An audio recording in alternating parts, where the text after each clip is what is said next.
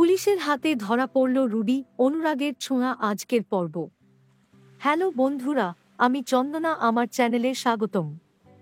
সর্বশেষ সংবাদ আপডেট পেতে দয়া করে চ্যানেলটি সাবস্ক্রাইব করুন এবং বেল আইকনটি টিপুন।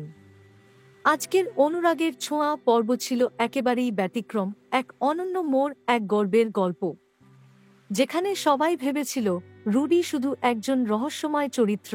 আজ তার এক অন্য রূপ সামনে এলো। নানান জল্পনাকল্পনার পর অবশেষে প্রমাণ হল রুডি কোনো অপরাধী নয়, বরং সেই ছিল শহরের ছায়ার নায়কের মতো একজন। বিগত কয়েক পর্ব ধরে যে মামলার তদন্ত চলছিল, সেই কুখ্যাত গ্যাংস্টার রাহুলের সন্ধান পেতে পুলিশ যখন হিমশিম খাচ্ছিল, তখন রুডি এগিয়ে আসে। আজকের পর্বে দেখানো হয় রুডি নিজের জীবনের ঝুঁকি নিয়ে এক গোপন মিশনে অংশ নেয়, যাতে সে রাহুলের আস্তানায় পৌঁছাতে পারে।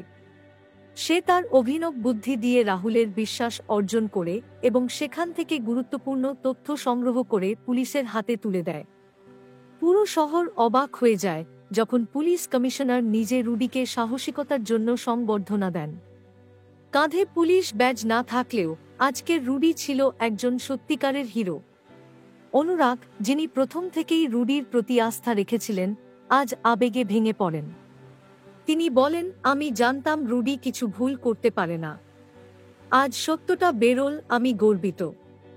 এদিকে দীপা, যে রুডির ওপর সন্দেহ করছিল, আজ অপরাধ বোধে ভুগছে।